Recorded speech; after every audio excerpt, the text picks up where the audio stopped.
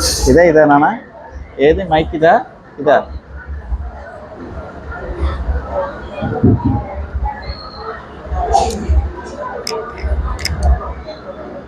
దేవునికి మహిమ కలుగును గాక.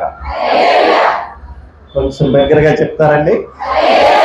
హల్లెలూయా. మంచిది, చాలా సంతోషం. మరలా చాలా దినాల తర్వాత మీ ముఖాలన్నీ చూడడానికి దేవుడు నాకు సహాయం చేశారు. నా ముఖం చూడడానికి మీకు ఏమైనా ఇబ్బందిగా ఉందా? చాలా సంతోషం. అమ్మా బాగున్నానమ్మా, బాగున్నా, చాలా సంతోషం. మీ అందరూ చూస్తామంటే నాకేమనిపిస్తుంది అంటే మా ఆవిడకి ఫోన్ చేసి ఇంకేం వండొద్దురా, చాలా కడుపు నిండిపోయింది అన్నట్టుగా. ఏమండి, చాలా సంతోషం.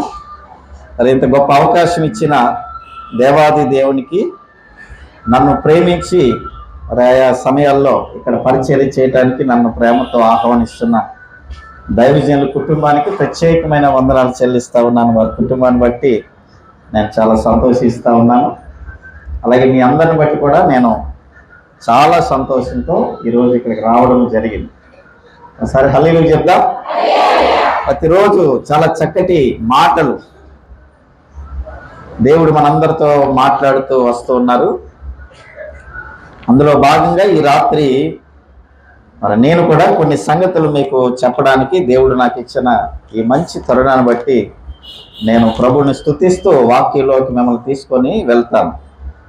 పరిశుద్ధ గ్రంథంలోంచి ఈ రాత్రి మన ధ్యానం కొరకు యాకోబు రాసిన పత్రిక 4వ అధ్యాయంలో ఒక మంచి మాట ఉంది. ఆ మాట చూద్దామండి. యాకోబు రాసిన పత్రిక 4వ అధ్యాయము. అందరూ బైబిల్ తెరవండి. అందరూ బైబిల్ తెరిచాక మనం అందరూ ఈ మాటలు చూద్దాం. 5వ వచనం నుంచి కొన్ని మాటలు మనం చదివితే ఎవరైనా చదవగలరా? 5వ వచనం నుంచి.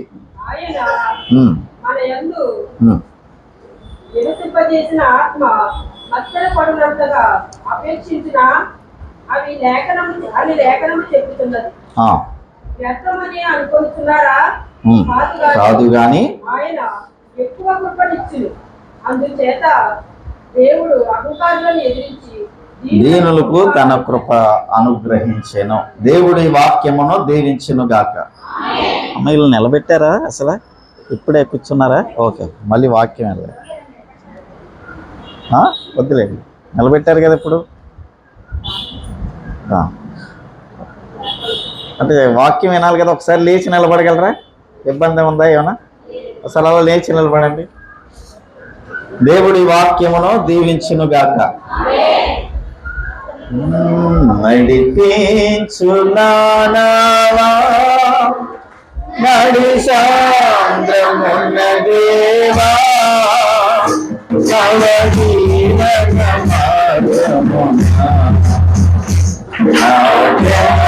మార్గమున నవజీవన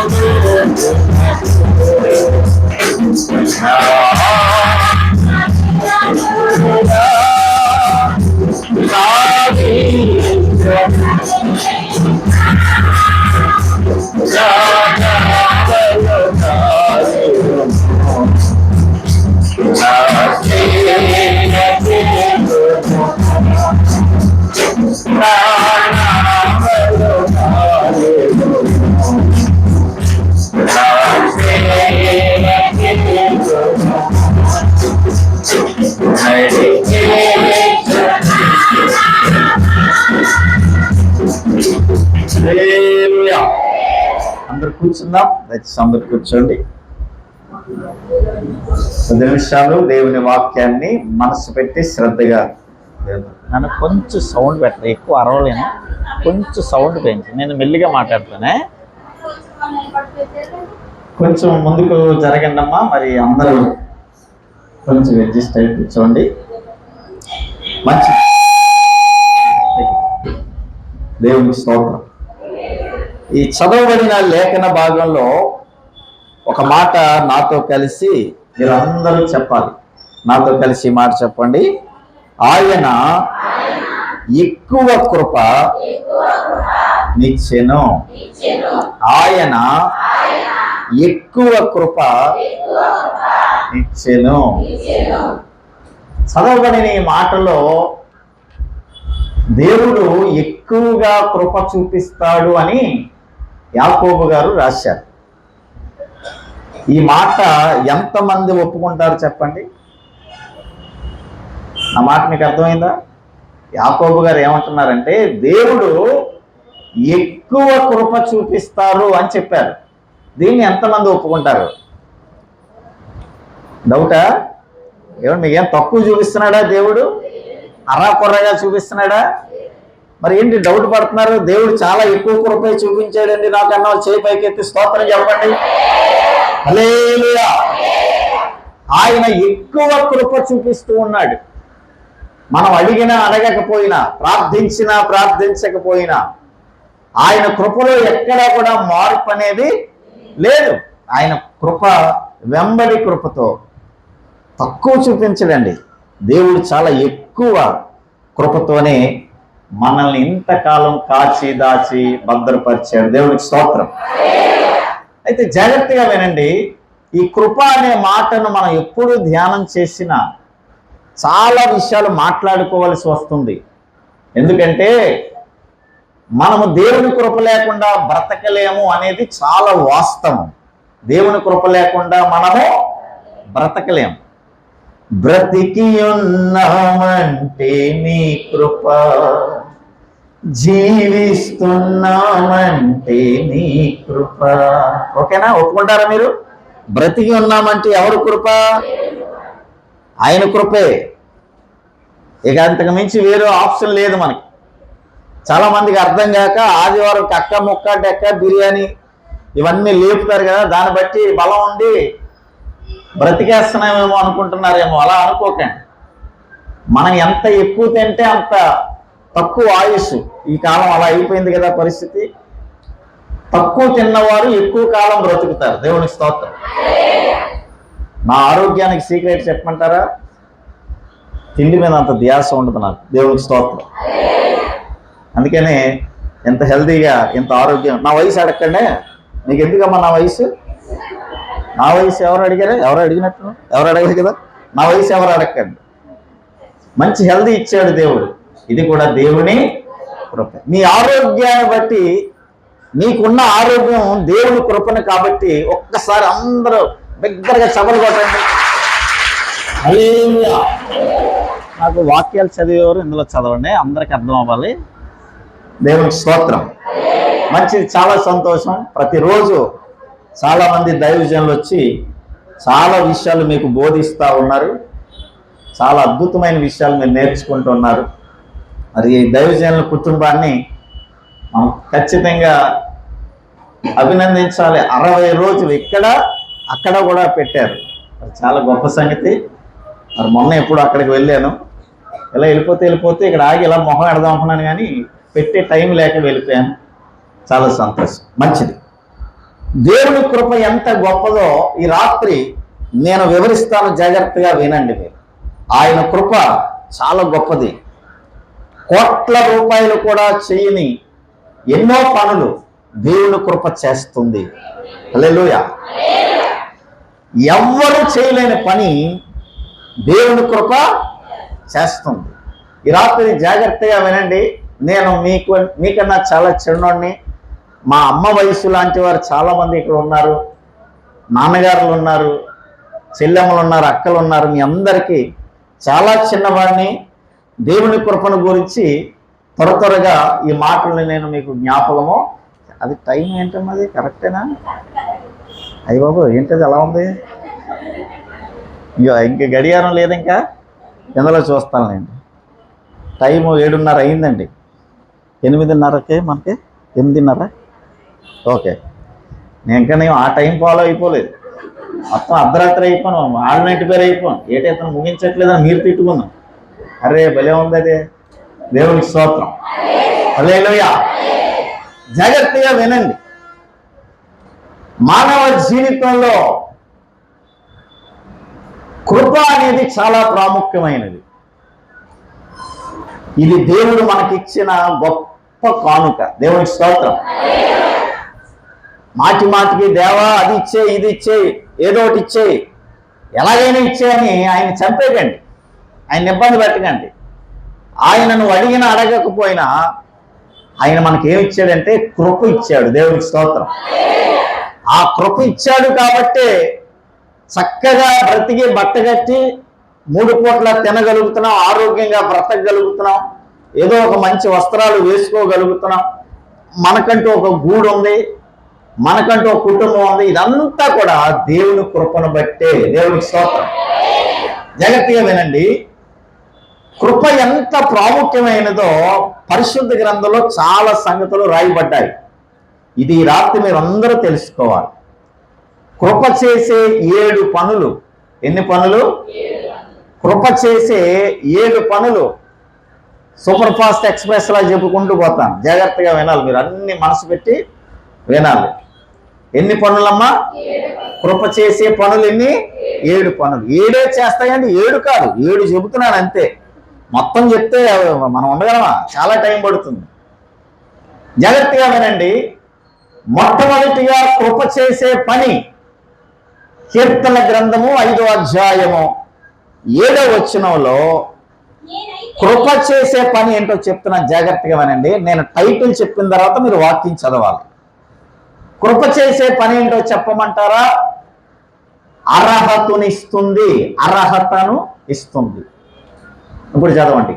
కీర్తన గ్రంథము 5వ అధ్యాయము 7వ వచనం. నేనైతే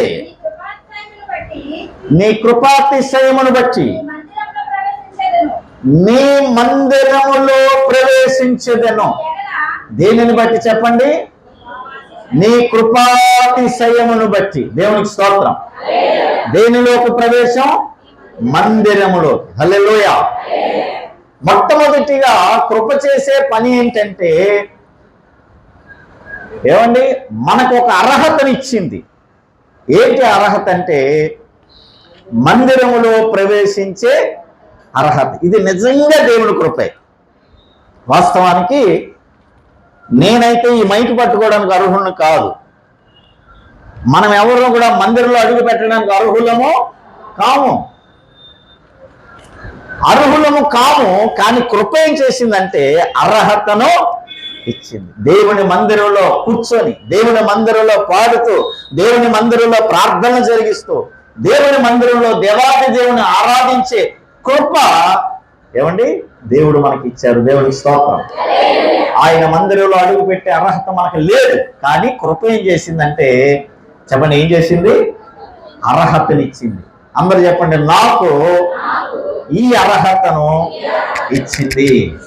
నిజంగా కళ్ళంతా నీళ్లు రావాలి. నిజంగా అసలు మందిరం అనుభవం లేకపోతే చాలా అడుగు మనుషుల్లో ఉండు మనం కదండి.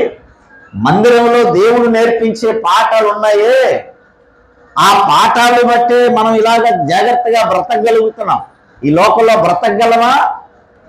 మందిరంలో ఎన్నో పాఠాలు మనం నేర్చుకుంటున్నాం కాబట్టి మనం ఈరోజు ఇలా బ్రతకగలుగుతున్నాం. దేవునికి స్తోత్రం. కనుక ఆయన మందిరములో అడుగు పెట్టే అర్హత నీ భక్తిని బట్టి ఇవ్వలే. నువ్వు చేస్తున్నావే ఆ ప్రార్థన బట్టి దేవుడు ఇవ్వలే. నువ్వేదో ప్రేమిస్తున్నానంటున్నావే ఆ ప్రేమను బట్టి కూడా దేవుడు ఇవ్వలే. నువ్వు దేవుని మందిరంలో అడుగు పెట్టడానికి ఒకే ఒక బలమైన కారణం దేవుని కృప. దేవునికి స్తోత్రం. ఆ కృప లేకపోతే ఎవరూ అడుగు పెట్టలేరు. ఆ కృపే మనల్ని లోపలికి నడిపించింది. ఆ కృపే మమ్మల్ని ఇక్కడ కూర్చోబెట్టింది. ఆ కృపే దేవుని మాటలు వినేలాగా చేస్తా ఉంది. మీకు విషయం తెలుసండి, కొన్నిసార్లు సాతాను మందిరానికి వెళ్తున్న బిడ్డలతో మాట్లాడతాడు. వాడు ఏమంటాడంటే ఏ మొహం పెట్టుకుని వెళ్తున్నావు మందిరానికి అంటాడు. వెంటనే మనం ఏ మొహం నా మొహమే అంటావు. మరి ఈ మొహంతోనే మొన్న ఆ పని చేసావు కదా, ఎలా వెళ్ళగలుగుతున్నావు అంటాడు. ఏమండి, వాడు అలాగే శోధిస్తాడు. వాడు దేవునికి దూరం అయ్యేలాగా చేస్తాడు. అస్సలు మందిరానికి వెళ్ళడానికి అస్సలు ఒప్పుకోడు. ఎవరు? సాతాను. కానీ దేవుని కృప ఎంత గొప్పదంటే, దేవుని కృప అక్కడ ద్వారం దగ్గర నించొని ఏమంటే తన చేతులు చాచి నిన్ను ఆహ్వానిస్తుంది. దేవుని కృప. హల్లెలూయా. అర్హత లేదు నిజమే, కానీ అర్హత లేకపోయినా దేవుని కృప మనకు అర్హతనిచ్చింది. ఏం డబ్బు పెట్టుకున్నాం మనం? ఎంత భక్తి చేసి ఇందులోకి వచ్చాం? ఏమి కాదు, మన భక్తి కాదు, దేవుని కృప. దేవునికి స్తోత్రం. ఆయన కృప ఎంతో గొప్పది. మొట్టమొదటిగా ఆయన కృప చేసే 7 పనుల్లో మొట్టమొదటిది ఏంటి చెప్పండి? అర్హతనిచ్చింది. ఎంత గొప్ప అర్హత అంటే ఆయన్ని తండ్రి అని పిలిచే అర్హత. ఏమండి, దేవుడు మీకు ఎవరు? దేవుడు మీకు ఎవరండి? తండ్రి. ఆయన ఏమన్నారంటే దేవుడుగా కాకుండా నన్ను తండ్రిగా భావించు. చాలామందికి అర్థం కాక, ఏమండి మీరు ఆయన్ని తండ్రి అంటున్నారు కాబట్టి నేను మామయ్య అనమంటారా? ఇప్పుడు నాకు తండ్రి అయితే నా భార్యకి ఏమవుతాడు? ఆయన ఏమవుతాడమ్మా? అందులో చెప్పండి, ఏమవుతాడు? మామయ్య అవుతాడు. నా కొడుకు ఏమవుతాడు? తాతయ్య అవుతాడు. ఇప్పుడు తాతయ్య అని ప్రార్థన చేయాలా? అలా కాదు, మా కొడుకు కూడా ఆయన తండ్రే. దేవునికి స్తోత్రం. ఈ లోక వరసలు వేరు, పరలోకంలో వరసలు వేరు. ఏమంటే జాగ్రత్తగా ఈ మాటలు వినండి. సో అర్హత లేని వారికి దేవుడు ఏం చేశాడంటే అర్హతనిచ్చాడు. ఒకటా రెండా? ఎన్ని అర్హతలు ఇచ్చాడు మనకి.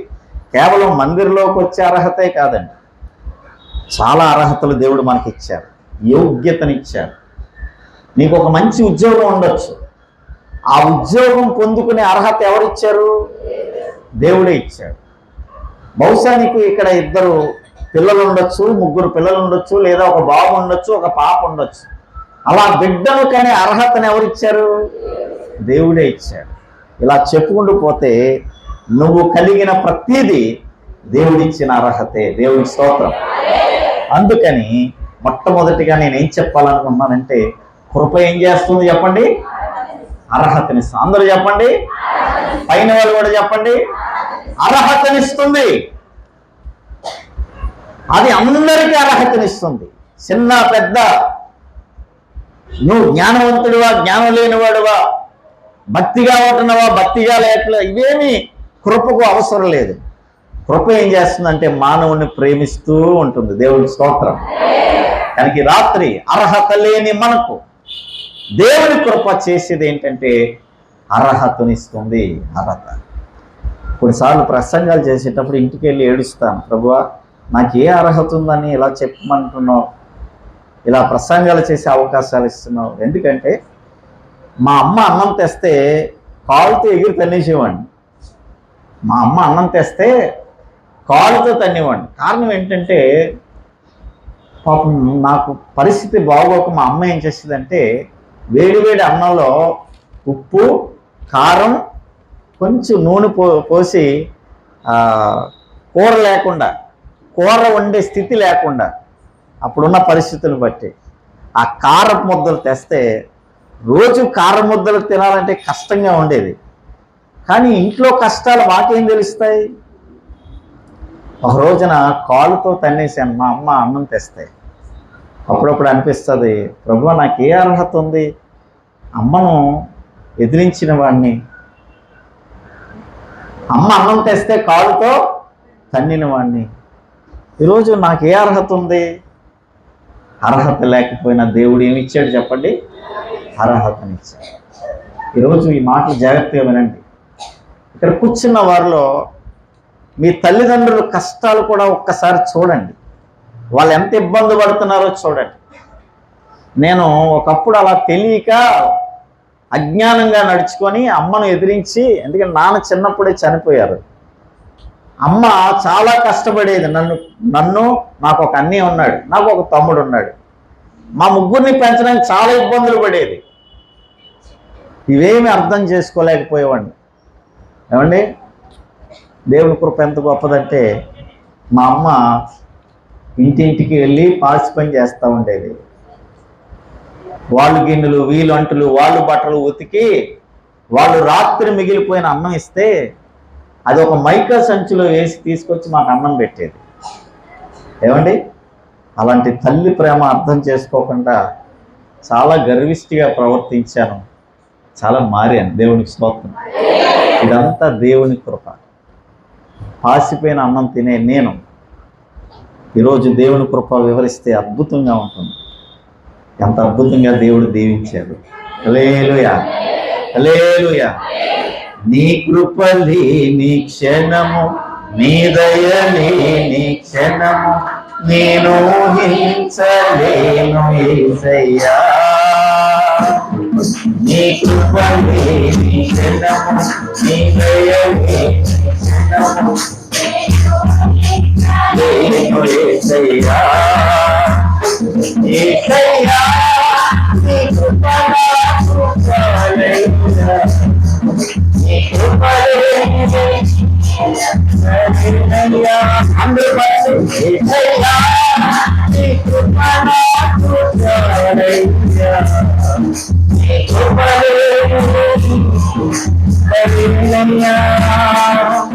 నీ కృప నీ కృప నీ దయ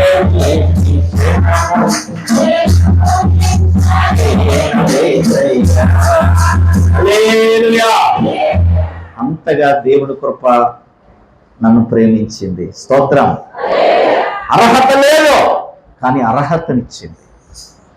తినడానికి తిండి లేదు, ఈరోజు పెట్టే స్థాయికి దాకా నన్ను తీసుకెళ్ళింది దేవుని కృప.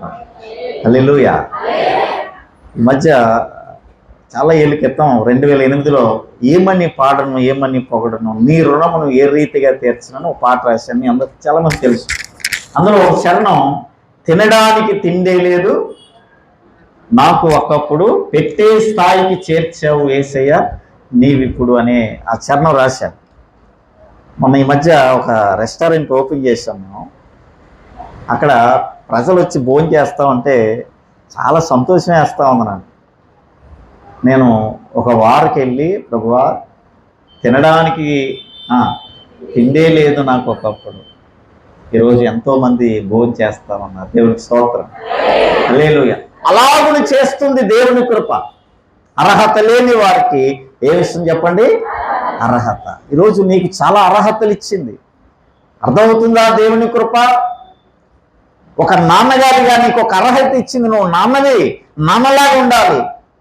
కానీ అర్హతను మర్చిపోయి చాలామంది తండ్రులు ఒక తండ్రి అర్హతను మర్చిపోయి బిడ్డల్ని ఎలా పడితే అలా చూస్తూ ఉంటారు. బహుశా అందరూ ఇలా ఉంటారని నేను చెప్పను. మాకు తెలిసిన ఒక అడవి మనిషి ఉంటాడు.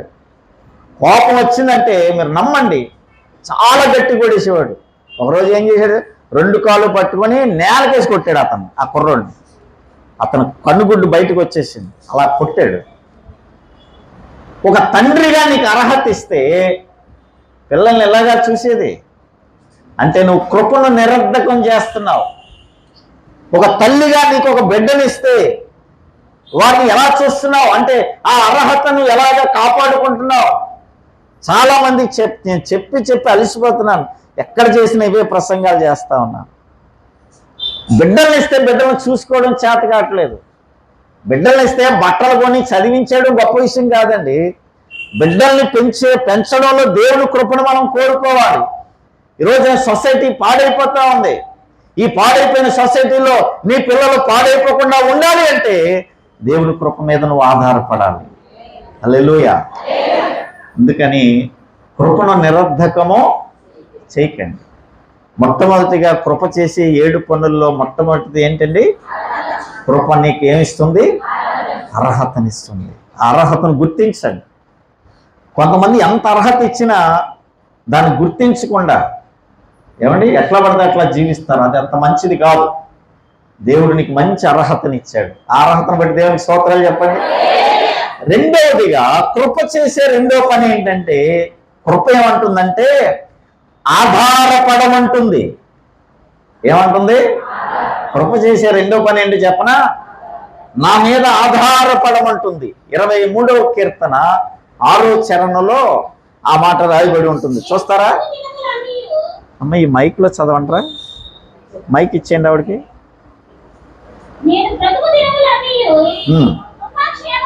కృపాక్షేమములే నా వెంట వచ్చును, చిరకాలము యెహోవా మందిరములో నేను నివాసము చేసేదనంటే ఆ భక్తుడు చెప్పే మాట ఏంటంటే, నేను యెహోవా మందిరములో దేవుని మీద ఆధారపడతానంటున్నాడు. దేవునికి స్తోత్రం. కృప ఏమంటుందంటే రెండవదిగా నా మీద ఆధారపడండి. ఏమంటుందమ్మా? ఆధారపడమంటుంది. మొట్టమొదటిగా అర్హతనిస్తుంది, రెండవది ఏమంటుంది? ఆధారపడమంటుంది. నువ్వు ఆధారపడవలసింది నీ డబ్బు మీద కాదు. డబ్బు ఈ రోజు ఉంటుంది, రేపు పోతుంది. డబ్బును బట్టి విర్రవేగొద్దు, డబ్బును బట్టి గర్వపడొద్దు, డబ్బును చూసి మనుషులు దూరం చేసుకోవద్దు. కొంతమంది డబ్బు ఉంటే ఏమండి, కొంతమంది మనుషులు లెక్క చేయరు. వద్దండి, అలా చేయకండి. నేను డబ్బు అనే అంశం మీద కూడా నాకేదో సబ్జెక్ట్ ఉంది, మరి అది ధనం కోసం నేను చెప్తాను రానున్న దినాల్లో.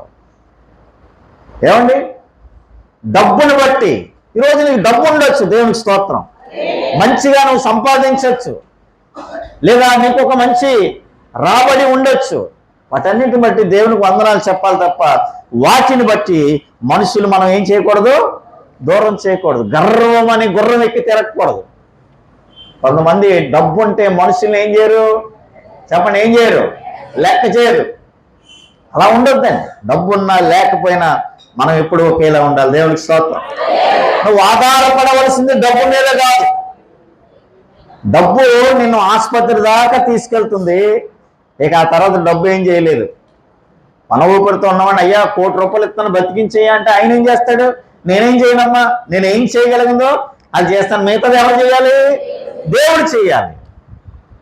డబ్బు అన్ని పనులు చెయ్యదు, దేవుని కృప అన్ని పనులు చేస్తుంది. చప్పలు కొడుతూ ప్రభువుని స్తుతించండి. డబ్బు అన్ని పనులు చేయదు, కానీ దేవుని కృప అన్ని చేస్తుంది. ఇప్పుడు హాస్పిటల్కి వెళ్ళినప్పుడు మనం ఎంత ప్రేమించే వ్యక్తినైనా ఏం చేస్తారు? బయట ఆపేస్తారు కదా. లోపలికి తీసుకెళ్తారా? మనల్ని థియేటర్లోకి తీసుకెళ్తారు, బయట ఆపేస్తారు. కానీ విచిత్రం ఏంటి చెప్పనా? దేవుని కృప లోపలికి కూడా వచ్చేస్తుంది. హల్లెలూయా. అందుకనే దేవుని కృప మీద ఆధారపడు. కొంతమంది డబ్బు మీద ఆధారపడతారు, అది మంచిది కాదండి. డబ్బు ఈరోజు నీ దగ్గర ఉంటే అది నీది, నా దగ్గర ఉంటే నాది.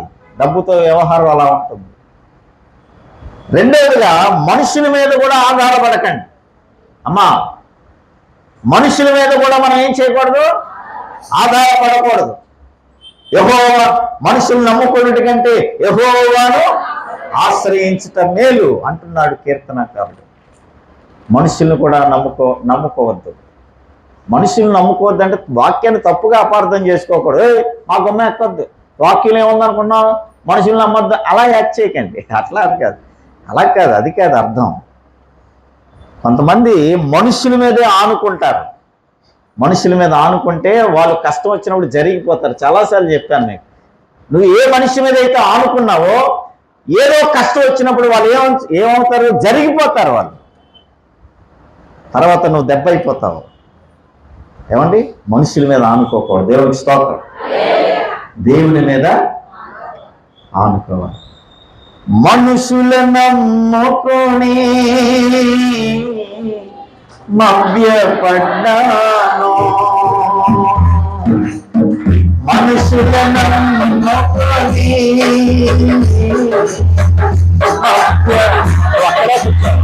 అక్కడే కూర్చో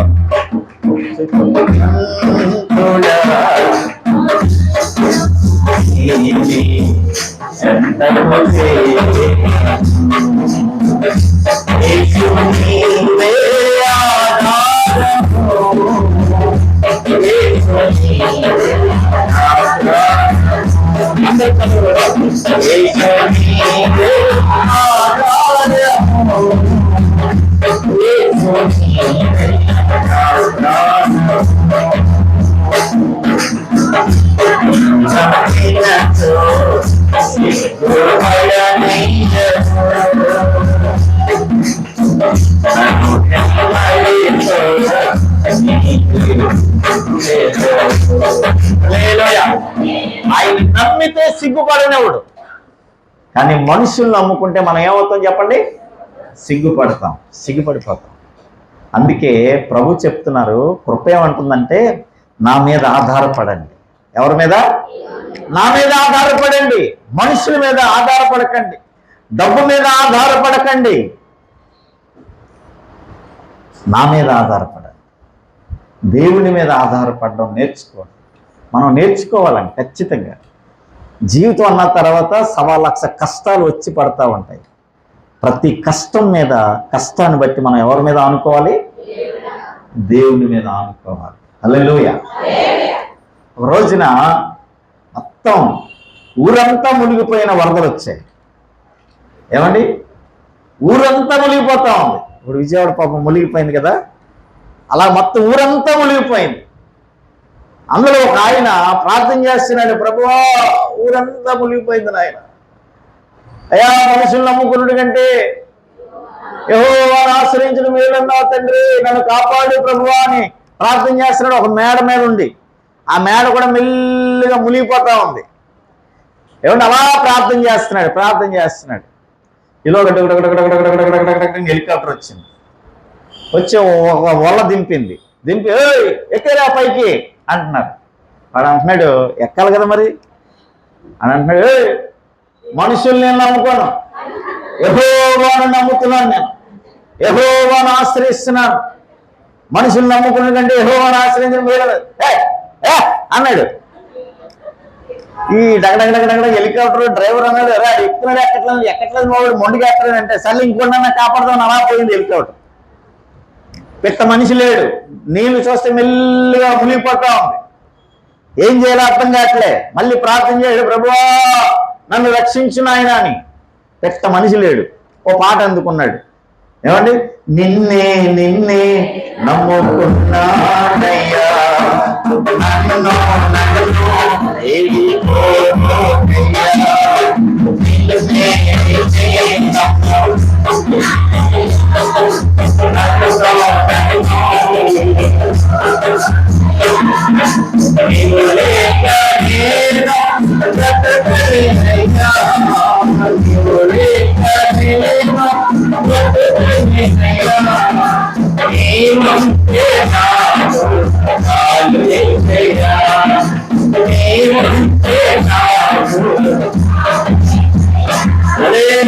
పాడుతున్నాడండి. ఈలోగా చిన్న పొడవ ఏదో వచ్చింది, అంటే అట్నా అని అలా పొడవ వెళ్ళి జస్ట్ అతని దగ్గర ఆగి ఎక్కి రా అంటే, ఎవరు అనుకున్నావు? నేను మనుషులు నమ్ముకునే రకం కాదు. నేను ఎవరిని? యెహోవాను నమ్ముకుంటున్నాను, నేను దేవుడిని నమ్ముకుంటున్నాను. నా దగ్గరికి దేవుడు రావాలి. ఏమండి? వెళ్ళిపో అంటున్నా. ఒరే ఎక్కరా బాబు, చచ్చిపోతావురా, ఎక్కరా బాబు అంటే అని కుక్కలగాల మీద మరుగుతున్నాడు. అందులో ఉన్నాడు ఒకడు, ఒరే వీడు ఎక్కని దానికి ఎందుకు, మనం చాలా మంది ప్రాణాలతో కొట్టుమిట్టాడుతాం, వాళ్ళనన్నా కాపాడదామని వెళ్ళిపోయింది బోటు. మళ్ళీ అందుకున్నాడు. ఏమంటే మీరు అందుకోకండి, అదే టైం ఆన్లైన్ పేరు అయిపోద్ది. మళ్ళీ అందుకున్నాడు, నిన్నే నమ్ముకున్నానయ్యా, నన్ను వీడిపోకే. మొత్తానికి ఆ మేడ కూడా మునిగిపోయింది, మోకాల దాకా వచ్చేసింది. ఏమండి ఇక్కడ దాకా వచ్చేసింది. మళ్ళీ ఇలా లేచాడు పైకి. ఏమండి లేచి పాడుతున్నాడు, నిన్నే నమ్ముకున్నా నేను. ఏమండి మొత్తానికి ఇక్కడ దాకా వచ్చేసింది. అప్పుడు ప్రార్థన చేశాడు, ప్రభువా నిన్నే నమ్ముకున్నాను కదా, ఏంటి ఇలా చేసావంటే దేవుడు ప్రత్యక్షమయ్యాడు. నా కుమారుడా ఏంటి నీ ప్రాబ్లం అన్నాడు. అయ్యా మునిగిపోతున్నానయ్యా, చచ్చిపోతున్నానయ్యా, కాపాడమని ఎన్నిసార్లు అడిగానయ్యా, ఇప్పుడయ్యా నువ్వు వచ్చేది అంటే దేవుడు అన్నాడు, ఇప్పుడు రారు యూస్లెస్ ఫెలో. మరి కోపంతో దేవుడు తిడతాడు, ఇప్పుడు రావడం ఏంట్రా, అసలు నువ్వు ప్రారంభ ప్రార్థనలోనే వచ్చేసాను నేను. దేవుడికి స్తోత్రం. ప్రారంభ ప్రార్థనలోనే హెలికాప్టర్ని పంపా, ఎక్కావా? ఏమన్నా? మళ్ళీ నీ పాట విని కదిలిపోయి ఉండలేక ఎలాగైనా నిన్ను రక్షిద్దాం, ఎందుకంటే నీ గొంతు చాలా బాగుంటుందిరా, బాగా పాడతావు, నిన్ను రక్షిద్దామని మళ్ళీ ఏం పంపాను నేను? పడవ పంపితే పోను పడవన్న ఎక్కావా? ఎక్కలేదు. అంటే అప్పటికే ఇక్కడికి వచ్చింది వాటర్. మరి ఇప్పుడు ఏం చేయమంటావు ప్రభు అన్నాడు. నేను ఏం చేయలేదు, డిస్టర్బ్ అయిపోయింది దేవుని స్తోత్రం. మరి అది మరి ఎలా ఉంటుంది? అర్థమైందండి? కృప ఏం నువ్వు ఆపదలో ఉంటే కృప ఏం చేయాలో అన్నీ చేస్తుంది. నువ్వు అర్థం చేసుకోవాలి అంతే. ఈ మట్టి బుర్రకు అర్థం కావాలి. హల్లెలూయా. కృప ఏం చేయాలో అన్నీ. నువ్వు కష్టంలో ఉంటే కృప చూస్తూ ఉండదు. కృప ఏం చేయాలో అన్నీ చేస్తుంది, కానీ అది నీకు అర్థం కావాలి.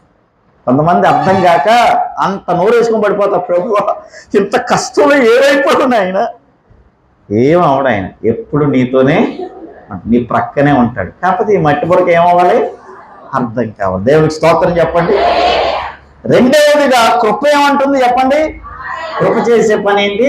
నా మీద ఆధారపడమంటుంది. ఇక మూడవదిగా కృప అక్కర తీరుస్తుంది. ఏం చేస్తుంది? ఇప్పుడు రెండు చెప్పాను. చెప్పండి. ఫస్ట్ ఏం చెప్పాను? అర్హతనిస్తుంది. రెండవది ఏం చెప్పాను? ఆధారపడమంటుంది. మూడవది కృప చేసే మూడో పని ఏంటంటే ఏం చేస్తుంది? అక్కర తీరుస్తుంది. అమ్మ ఏం చేస్తుంది? అక్కర. ఎన్నో అక్కరలు ఉంటాయి మనకి కదా, ఎన్నో అవసరతలు ఉంటాయి. నాకు ఏ అవసరత లేదన్న వాళ్ళు ఎవరైనా ఉంటారా? అయ్యా అమ్మా, మనకి ఏదో ఒక అవసరం ఉంటుంది కదా. ఒక అవసరం తీరిపోతే మరొక అవసరం వచ్చేస్తుంది. మనలాంటి చిన్న బ్రతుకులు చాలా కష్టంగా ఉన్న దినాల్లో మనం బ్రతుకుతున్నాం కదా. ఒకటి కట్టేలోగా మరొకటి వచ్చేస్తుంది. సో ఎన్నో అవసరాలు, ఎన్నో అక్కర్లు.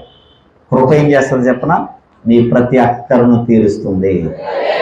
హల్లెలూయా కదా, ఆమేన్ అన్నాడు. దేవుని స్తోత్రం. హల్లెలూయా. కృప మీ ప్రతి అక్కరను ఏం చేస్తుంది? తీరుస్తుంది.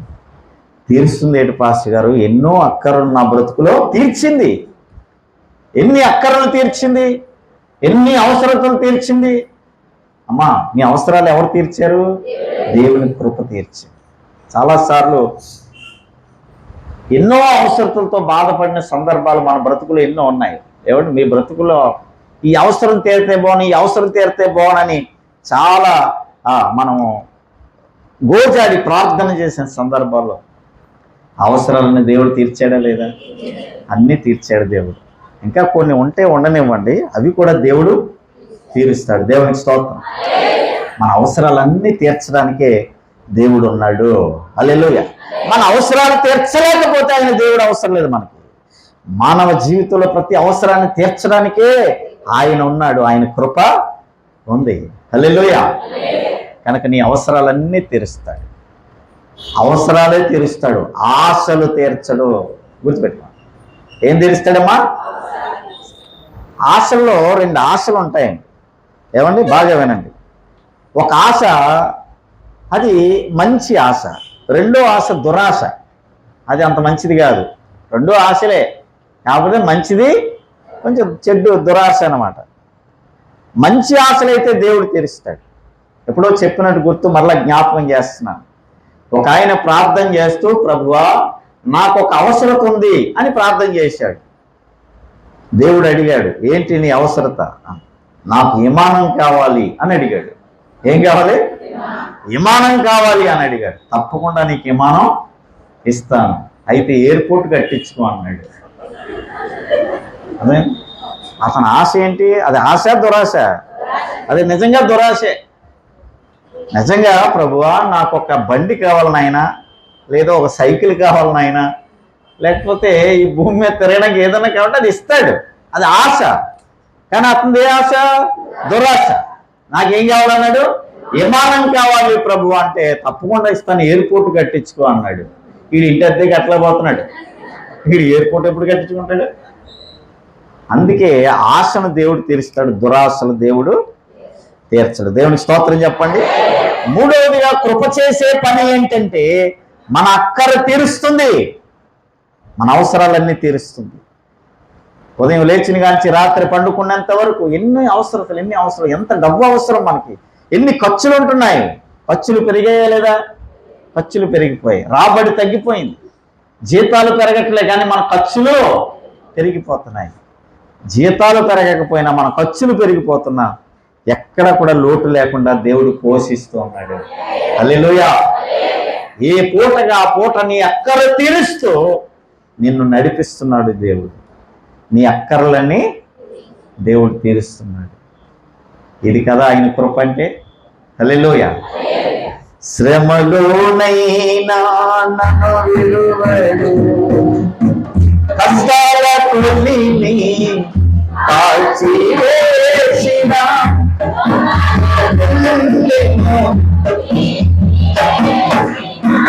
తన చిత్తం నెరవేర్చువాడు గమ్యము వరకు.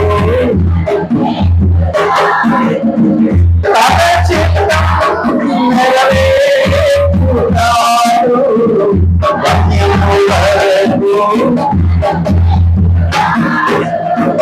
నడిపిస్తాడు ఆ దేవుడు శ్రమలో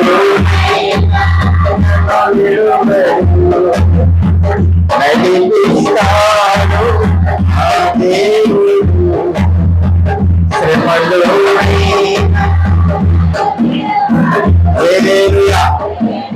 చెప్పండి, ఏ శ్రమలో దేవుడు మిమ్మల్ని విడిచిపెట్టాడు? ప్రతి శ్రమలో ఆయన మనతో వచ్చి మన అక్కర తీర్చాడు. దేవునికి స్తోత్రం. మూడవదిగా కృప చేసే పని ఏంటి చెప్పండి? మన అక్కర తీరుస్తుంది. నాలుగవదిగా చూడండి, అన్ని తుడిచి వేస్తుంది. కృప ఏం చేస్తుంది చెప్పండి? అందరూ చెప్పండి. అన్ని తుడిచి వేస్తుంది. 51వ కీర్తన మొదటి వచనాన్ని చదివితే కృప చేసే పని అక్కడ రాయబడి ఉంది. దేవా నీ కృప చెప్పున నన్ను కరుణింపుము, నా అతిక్రమములు ఏమంటున్నాడు? తుడిచివేయి అంటున్నాడు. అంటే చూడండి, దావీదు చేసే ప్రార్థన ఇది. ప్రభువా, నేను పాపం అయితే చేశాను, కానీ నీ కృప చేత ఏమండి నన్ను అవన్నీ కరుణించి నా పాపములు తుడిచివేయి అంటున్నాడు. దేవునికి స్తోత్రం. నాలుగవదిగా కృప చేసే పని ఏంటంటే ఏమంటే అది తుడిచేస్తుంది. ఏం చేస్తుంది? ఈ లోకంలో బ్రతికినప్పుడు ఎన్నో డాగులు మనకు అంటుకుంటాయి, ఎన్నో డాగులు.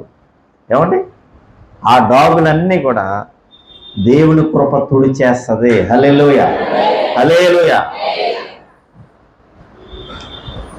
కొన్నిసార్లు మనం చేసే తప్పులు మనల్ని మనశ్శాంతిగా ఉండలేవు. అందుకే దేవుడు ఏం చేశాడంటే, నీ పాపం నేను క్షమిస్తాను, వాటిని నేను మర్చిపోతాను, నువ్వు కూడా ఏం చేయాలి? కానీ మనం మర్చిపోం. ప్రభువా నేను పాపినాయను, ప్రభువా నేను పాపినాయను. దేవుడు అన్నీ మర్చిపోయాను, నువ్వు ఇంకా మర్చిపోలేదా అంటాడు దేవుడు. దేవుడికి స్తోత్రం. ఆయన ఎప్పుడో తుడిచేశాడు. ఆ తుడిచేసిన దాన్ని నువ్వు మళ్ళీ జ్ఞాపకం తెచ్చుకోవద్దు. దేవుడు అంటున్నాడు, నేను దాన్ని ఏం చేస్తాను? తుడిచేస్తాను. ఏదో ఒక సందర్భంలో దేవుని గాయపరిచే పని చేసే ఉంటాం. పశ్చాత్తాపపడి ప్రార్థన చేస్తే మనం చేసే ఆ పొరపాటును దేవుడు అంటున్నాడు, కృప ఏం చేస్తా చెప్పండి?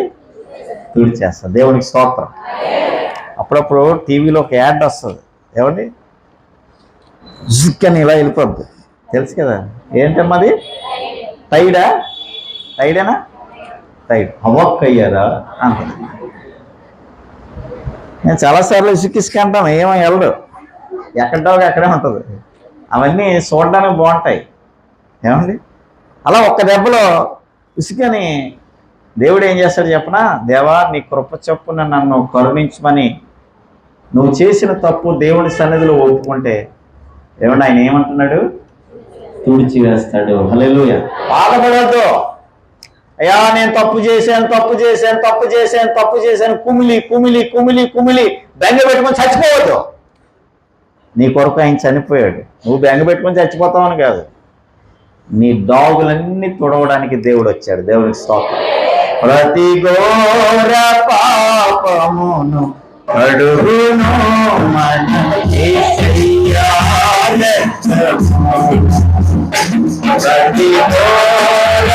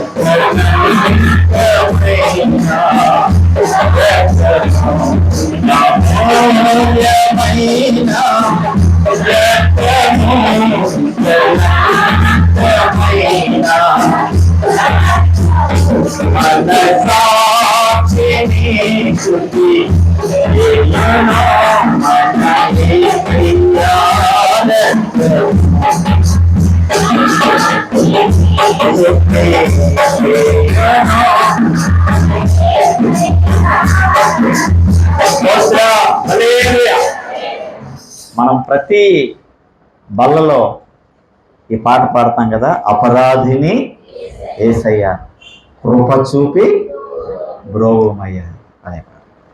చాలామంది ప్రశ్నిస్తారు మనల్ని, ఏమంటారంటే అసలు అపవాది అనేది అపవాదిని దేవుడు తీసేస్తే అసలు మానవుడు అపరాధమే చెయ్యడు కదా అని చాలామంది ప్రశ్నిస్తారు. సరే, వాళ్ళకి తెలియకపోతే అలా ప్రశ్నిస్తారు. ఇప్పుడు దాని అర్థం చెప్పి టైం నేను వృధా చేయను, కానీ కొన్ని సంగతులు ఇందులో మీకు జ్ఞాపకం చేసి ముందుకెళ్తాను. చాలాసార్లు మనకి ఏమనిపిస్తుంది అంటే, అపవాదిని దేవుడు తీసేయచ్చు కదా, తుడిసేయచ్చు కదా, వాడిని లేపేయచ్చు కదా, మానవులకి కష్టాలు ఏంటి? అసలు అపవాది వల్లే ఈరోజు మనం ఇంత భక్తిగా బ్రతకగలుగుతున్నాం. దేవునికి స్తోత్రం. ఆ విషయం తెలియక అందరూ అపవాదిని తిట్టుకుంటారు. అలా తిట్టుకోకండి, అపవాది మన మేలు కోరికే. ఏమండి, ఒక రోజున అపవాది ఒక గట్టు మీద ఏడుస్తున్నాడంట. ఏసీ వెళ్ళి పలకరించాడంట, ఏరా ఎందుకు ఏడుస్తున్నావు? చూడు ప్రభు, వీళ్ళు చేసే గబ్బు పనులన్నీ నా మీద, వీళ్ళు చేసి ఇవన్నీ చేసేస్తున్నారు ప్రభు, ఏదైనా అంటే అపవాదే చేయించండి, నా బడి ఏడుస్తున్నారు ప్రభు. అపవాది ఉండడం చాలా మంచిదండి. అపవాది నీ జీవితంలో కష్టాలు అనేది పెట్టకపోతే నీ మోకాలు వంగవు. అపవాదే గనక నీ ఇంటిలో జొరబడి కాస్త ఇబ్బంది పెట్టకపోతే నువ్వు మందిరానికి రావు. నీకు మందిరపు అనుభవం నేర్పడానికి అపవాది నీకు ఎంతో సహాయం చేశాడు. దేవునికి స్తోత్రం. హల్లెలూయా. ఇంకో విచిత్రం, ఒక మంచి మాట చెప్తాను, మీ గుండెల్లో రాసుకోండి ఈ మాట. మనం ప్రతి బల్లలో మనం పర్సనల్గా ఏమంటాం? అపరాధిని యేసయ్య కృప చూపి వెంటనే దేవుడు క్షమిస్తాడు, తుడిచేస్తాడు. ఆయన కృప ఏం చేస్తుందంటే ఇట్స్ ఓకే అని తుడిచేస్తుంది. ఫ్రెష్గా మనం బయటికి వెళ్తాం. విచిత్రం చెప్పనా, అపవాది కూడా వాడు కూడా ప్రార్థన చేస్తాడు. మనం పాడే పాటను వాడు కూడా పాడతాడు. వాడు ఏం పాడతాడంటే, అపవాదిని యేసయ్య కృప చూపి బ్రోవుమయ్య, ఇట్స్ ఓకే అంటాడు. దేవుని స్తోత్రం. హల్లెలూయా. అర్థమైందండి? అర్థమైపోయిందా? అర్థమైపోయిందా?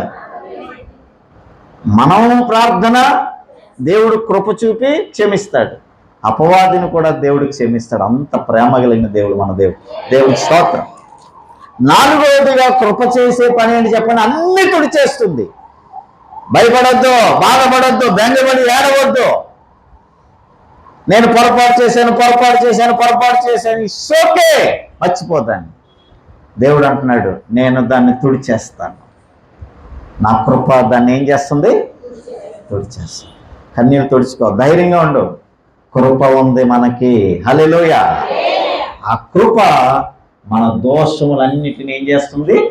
తుడిచేస్తుంది. ఇక ఐదవదిగా ఏమంటే, పరిశుద్ధ గ్రంథంలోంచి కీర్తన గ్రంథం 131 కీర్తన 7వ వచనంలో మన ఆశలన్నీ తీరుస్తుంది. అమ్మ ఏం చేస్తుంది? ఏ ఆశలు? మంచి ఆశలు, దురాశలు కాదు. చదవండి, ఆ మాట చదవండి. ఇశ్రాయేలు యెహోవా మీద ఆశ పెట్టుకున్నాం. అమ్మ యెహోవా యొద్ద ఏం దొరుకును? ఎవరి మీద ఆశ పెట్టుకుంటే? యెహోవా మీద ఆశ పెట్టుకుంటే కృప దొరుకుతుంది. హల్లెలూయా. ఇక ఐదవదిగా నీ ఆశలన్నీ తీరుస్తుంది కృప. యెహోవా మీద ఆశ పెట్టుకోవాలి. ఎవరి మీద ఆశ? యెహోవా మీద ఆశ పెట్టుకుంటే ఆయన మన ఆశలన్నీ కూడా తీరుస్తాడు. మంచి ఆశలు ఉండాలి. ఏముండాలి? ఆశలు దురాశలు కాదు, దురాశ దుఃఖానికి చేటంట. అందుకే మంచి ఆశ కలిగి మనం బ్రతకాలి. చాలా మంది దురాశలు కలిగి దేవుడికి ప్రార్థన చేస్తారు. దురాశతో ప్రార్థన చేస్తే దేవుడు వినడు. సచ్చిన వినడు దేవుడు.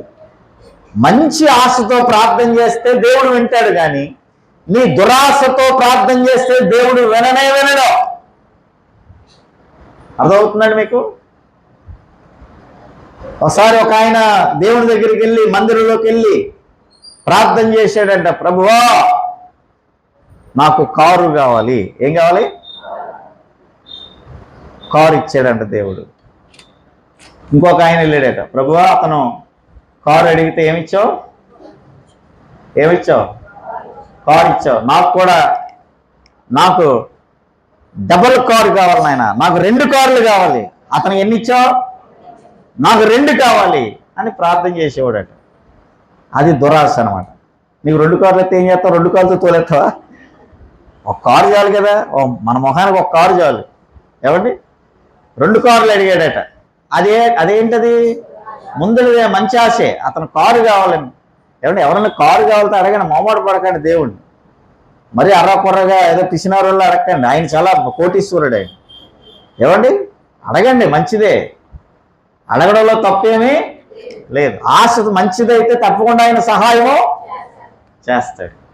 వీడికి దురాశ ఎక్కువైపోయింది. ఎవరేది అడిగినా వీడు అందులో బుర్రెట్టేసి, మరి వాళ్ళకి అలా చేస్తున్నావు కాబట్టి నాకు 2 కావాలని వాళ్ళు ఏదో ఓట అడుగుతుంటే వీడు ఏమంటున్నాడు? 2 కావాలి అడుగుతున్నాడు. ఒక ఆయన మాత్రం ఒక కాలు లేకుండా 2 కర్రలతో లాగా మందిరానికి వచ్చి ఆ 2 కర్రలు పక్కన పెట్టి ఒక కాలు లేదు ఆయనకి. ఒక కాలుతో ప్రార్థన చేస్తున్నాడు, ప్రభువా నాకు ఒక కాలు లేదు తండ్రి, నీకు వందనాలు. ఇంకొక కాలు ఉన్నందుకు. ఒక కాలు లేదు ప్రభువా, నీకు వందనాలు. ఎందుకు వందనాలు? ఇంకో కాలు ఉన్నందుకు. ఒక కాలు లేదు ప్రభు అని ప్రార్థన చేస్తే వీడు వచ్చాడు. మళ్ళీ వచ్చి దురాశగా ఏమన్నాడు?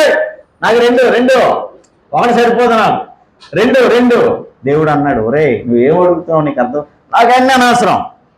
వాడికి 1 లేదు, నాకు 2 కావాలి. వాడికి 1 లేదు, నాకు 2. ఏమండి?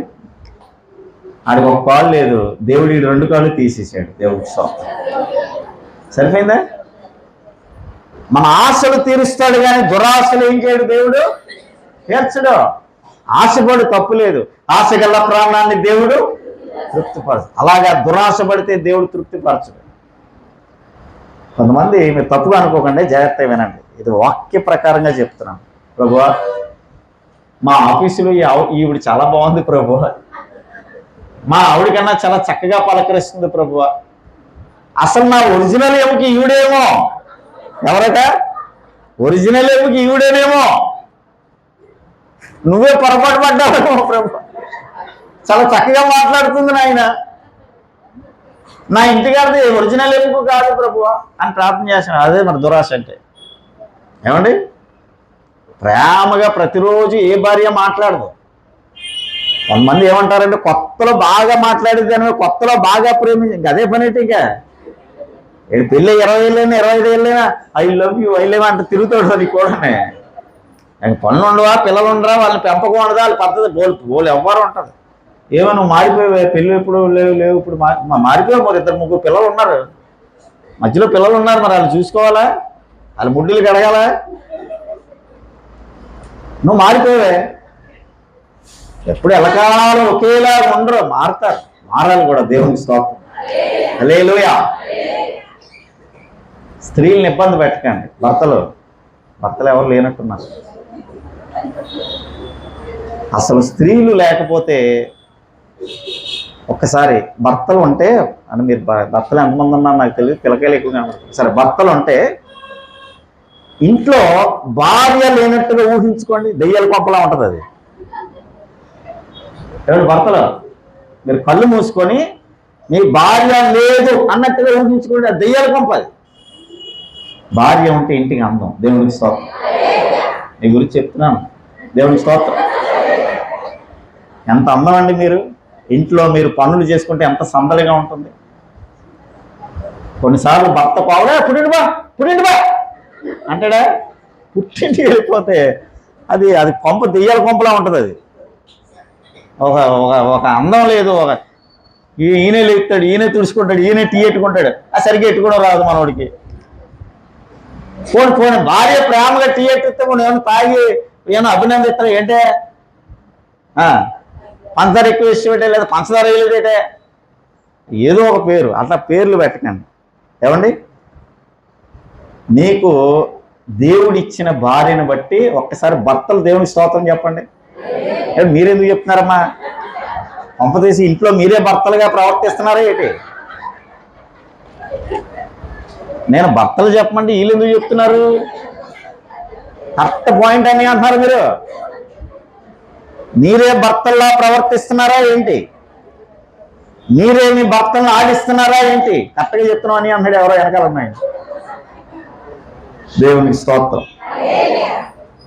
ఐదవదిగా మన ఆశలన్నీ తెలుసు. మంచి ఆశలు ఉండాలి. ఏ ఆశలు? మంచి ఆశలు. ఆ ఆశలన్నీ దేవుడు తప్పకుండా తెలుసు. ఒక గోల్ ఉండాలి. ఆ మంచి గోల్ ఉంటే తప్పకుండా దేవుడు ఆ గోల్ని రీచ్ చేయేలాగా ఆయన కృప నీకు తోడుగా వస్తుంది. హల్లెలూయా. ఇక ఆరోదిగా చూడండి, ఆశ్చర్యపరుస్తుంది దేవుని కృప. మీకు అర్థమవుతుందండి నా ప్రసంగం? ఫస్ట్ ఏం చేస్తుంది దేవుని కృప? అర్హతనిస్తుంది. రెండవదిగా ఏం చేస్తుంది? ఆధారపడమంటుంది. మూడవదిగా అక్కర తీరుస్తుంది. నాలుగవదిగా అన్ని తుడిచేస్తుంది. ఐదవదిగా ఆశలన్నీ తీరుసి. ఇంకెంతకన్నా ఎవరు చెప్పలేరు. మరి అర్థమవుతుందా మీకు? అన్ని ఆ మీదే చెప్తున్నాను.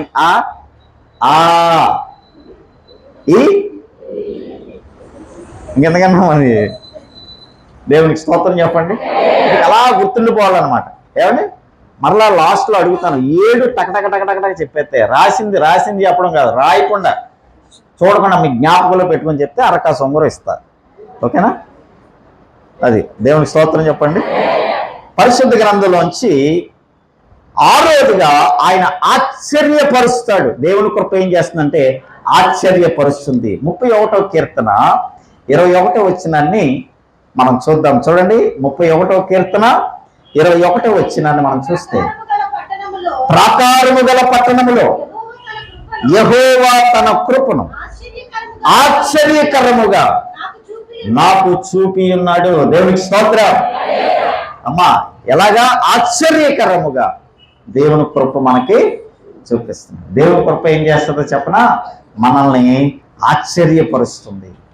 ప్రాకారము గల పట్టణములో యెహోవా ఏమండి ఏం చేస్తున్నాడట? తన కృపలో మనల్ని ఆశ్చర్యపరుస్తున్నాడు. ఈరోజు నాకు చాలా ఆశ్చర్యం ఏంటంటే, ఈ కాకినాడ పట్టణంలో అసలు చదువు లేదు. నేనేం చదువుకోలేదా మీరు ఏదో అనుకుంటున్నారేమో. అసలు అక్షరముక్క లేదండి. ఇక్కడ ఎవరైనా చదువు లేని వాళ్ళు ఉన్నారా?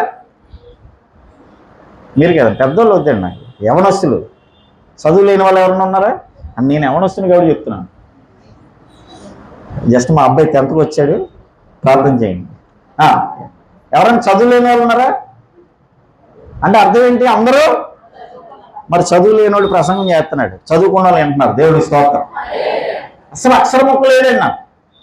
చిన్నప్పుడు స్కూల్కి పోలే, బడికి పోలే, ప్రైవేట్కి కూడా పోలే. కారణం ఏంటంటే అసలు తినడానికి తిండి లేని పరిస్థితి. చిన్నప్పుడు మా అమ్మ చదివించడానికి కూడా ఇబ్బంది పడిపోయేది. కనీసం దుంపల బడిలో పాడేసినా బాగున్నాను. ఏదో 5వ క్లాసు 6వ క్లాసు అన్నా చదువుకున్నా బాగున్నాను. అసలు మీరు ఎంత బాధాకరమైన విషయం ఏంటంటే, నా పేరు కూడా నేను రాయలేను. దేవుని మహాకృప ఏంటంటే, ఒకసారి నేను ఎంఆర్ఓ ఆఫీస్లో సైన్ చేశాను. ఎంఆర్ఓ గారు ఆశ్చర్యపోయారు. ఆశ్చర్యపోయి ఆ సైన్ చూసి ఆశ్చర్యపోయారు. మీరు మీరు ప్రసంగం అయిపోయి నాకు ఆటోగ్రాఫర్ గట్టి నన్ను ఇబ్బంది పెట్టకూడదు, ఓకేనా? అసలు ఇబ్బంది పెట్టకూడదు. అసలు ఈ సైన్ ఎందుకు నేర్చుకున్నాను చెప్పనా? నేను అలా ఊహించుకునేవాడిని, ప్రభువా ఎక్కడికి వెళ్ళినా సైన్ కోసం నా మీద పడిపోవాలి, నేను సైన్ చేయాలి, అట్లా ఊహించుకున్నాను. ఒక సైన్ నేర్చుకున్నాను, నేనే సైన్ చేస్తా. అమ్మారావు గారు పిలిచి ఆశ్చర్యపోయారు, ఏం చదువుకున్నావు బాబు అన్నారు. అసలు అక్షర ముక్కలు వేశారని, ఏంటి దీనికి అర్థమేంటి అన్నారు. చెప్తే పొరపాడైపోయింది ఆయనకి ఆ సైన్ చూసి. ఏమండి, మరి ఎప్పుడైనా నా సైన్ చూడాలంటే నా పాటల పుస్తకం వెనకాల ఉంటుందండి, చూసుకొని అదే సైన్ అనుకోని చక్కగా చూసేయండి. దేవునికి స్తోత్రం. ఈ కాకినాడ పట్టణంలో చదువు లేదు, ఆశ్చర్యకరంగా తన కృప నా మీద ఉంచాడు. చాలా సాధారణమైన వ్యక్తినండి, పెద్ద మందిరం కూడా లేదు, ఏదో 40 మంది విశ్వాసులు, మా విశ్వాసం, చిన్న మందిరం, పెద్ద డబ్బున్నవాడిని కాదు. దేవుని కృప ఎంత గొప్పదో తెలిసింది. కాకినాడ పట్టణంలో ఆశ్చర్యకరంగా నన్ను వాడుకుంటున్నాడు దేవుడు. హల్లెలూయా. ఎక్కడికెక్కడికో తీసుకెళ్తున్నాడు దేవుడు. దేవుడికి స్తోత్రం. నన్ను పిలిచిన ప్రతి ఒక్కరికి చెప్తాను, ఏం చెప్పేస్తున్నాను, ఏం ప్రసంగం, ఏం పెద్ద మర్మాలు ఏం చెప్ప, మర్మాలు వద్దే బాబు, నువ్వు చెప్పు, నువ్వు రావేవో, డేట్లు ఏవో అంటారు. దేవునికి స్తోత్రం. అంతగా దేవుడు నన్ను వాడుకుంటున్నాడు. హల్లెలూయా. ఆశ్చర్యపరుస్తాడు దేవుడు. దేవుని కృప ఆశ్చర్యపరుస్తున్నాడు. కృప చేసే 7 పనుల్లో 6వ పని ఏంటి చెప్పండి? ఆశ్చర్యం. అంటే హవాక్ అయిపోయేలాగా చేస్తుంది నేను. నువ్వు ఏదైతే జరగదనుకుంటున్నావో కృప దాన్ని జరిగిస్తుంది, అప్పుడు నువ్వు ఆశ్చర్యపోతావు. చాలాసార్లు అనుకోలేదా నువ్వు, అయ్యో మా పిల్ల పెళ్ళి అవట్లే, మా పిల్ల పెళ్ళి అవట్లే, మా పిల్ల పెళ్ళి అవట్లేదు, అయ్యా ఏదో సంబంధాలు చూడండి, వాళ్ళని వీళ్ళు బ్రతిమలాడి బ్రతిమలాడి బ్రతిమలాడి బ్రతిమలాడి అలిసిపోయావు. ఏమండి, అలిసిపోయావు, కానీ నీ బిడ్డ పెళ్ళి అవ్వలేదా? చక్కగా పెళ్ళి అయ్యింది, నువ్వు బెంగేటేసుకున్న పెళ్ళి అవుతుందా అవుదా అని 2 పిల్లకాయలు కనేసింది. ఇది ఆశ్చర్యం కాదంటారా? దేవునికి స్తోత్రం. అద్దెంట్లో తిరిగేదానికి దేవుడు సొంతల్ని ఇచ్చాడు. ఆశ్చర్యంగా అనిపించట్లేదా? చాలామంది కుటుంబాలు విచ్ఛిన్నమైపోయి కోట్లు చుట్టూ తిరుగుతున్నారు, చక్కగా కాపురం చేస్తున్నారు. ఆశ్చర్యం అనిపించట్లేదా? ఆశ్చర్యం అంటే ఏంటి? పరలోకానికి మూటాడిపోలా, అమ్మా అది కాదండి, నీ భర్తతో చక్కగా ఉన్నావుగా, ఇది కూడా ఆశ్చర్యం. దేవునికి స్తోత్రం. హల్లెలూయా. 6వదిగా చెప్పండి, ఆశ్చర్యపరుస్తున్నాడు. దేవుడి కృప ఏం చేస్తుంది? ఆశ్చర్యపరుస్తుంది, నిన్ను ఆశ్చర్యపరుస్తుంది. ఆయన కార్యాలు గొప్పవి. యేసుని కార్యములు ఎంతో గొప్పవి,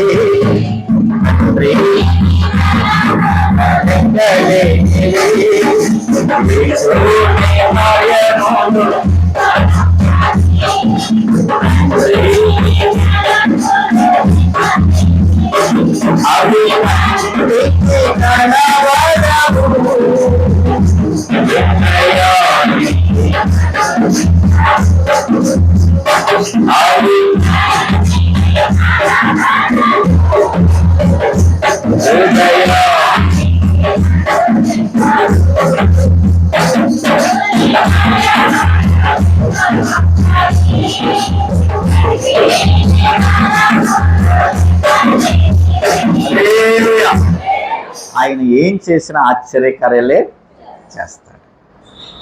ఒకసారి పెళ్లిలో, యోహాను సువార్త 2వ అధ్యాయంలో పెళ్ళి తీకండి. పెళ్ళి అంటే మన వాళ్ళకి అంత సందలో, పెళ్ళి అంటానే వెళ్ళిపోతున్నారు అక్కడికి. వినండి, జాగ్రత్తగా వినండి. పెళ్లిలో ఏమైపోయింది? సాంబారా, ద్రాక్షారసం అయిపోయింది. అప్పుడు యేసు అక్కడికి వచ్చి ఒక అద్భుతం చేశాడు. దాన్ని ఆశ్చర్యకార్యం అంటారు. నీళ్లను ద్రాక్షారసముగా మార్చారు. చాలా అద్భుతమైన దేవుడు చేసిన ఫస్ట్ అద్భుతం అదే. అంతకుముందు ఆయన ఏ కార్యమో చేయలేదని బైబిల్లో రాయబడి ఉంది. ఒక వ్యాఖ్యానకర్త ఎంత బాగా రాశాడంటే ఈ మాటను, నీళ్లు ద్రాక్షారసంగా ఎలా మారాయో ఒక వ్యాఖ్యానకర్త బాగా రాశాడు. చాలా మంచి మాట చెప్తాను, జాగ్రత్తగానండి.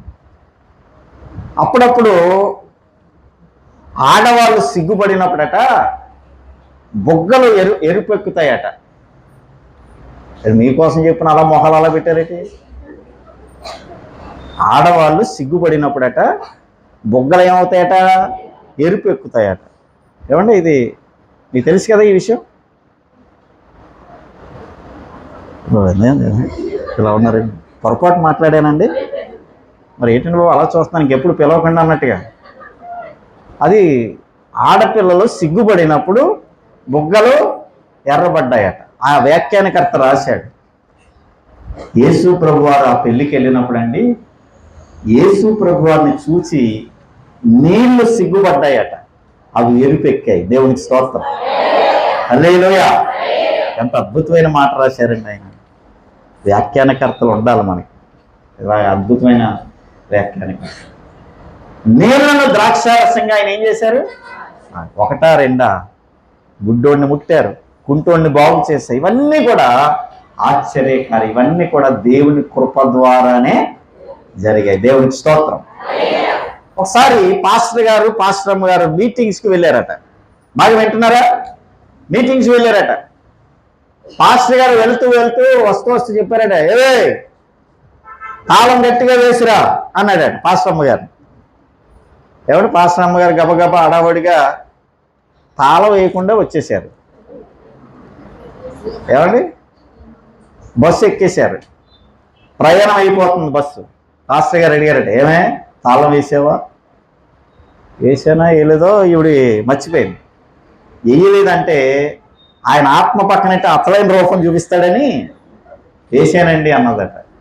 సరే, బస్సు ప్రయాణం వెళ్ళిపోయింది. 3 రోజులు మీటింగ్స్ చక్కగా జరిగాయి. తిరిగి క్షేమంగా ఇంటికి వచ్చేసరికి బాగా తలుపులు తెరిచి ఉన్నాయట.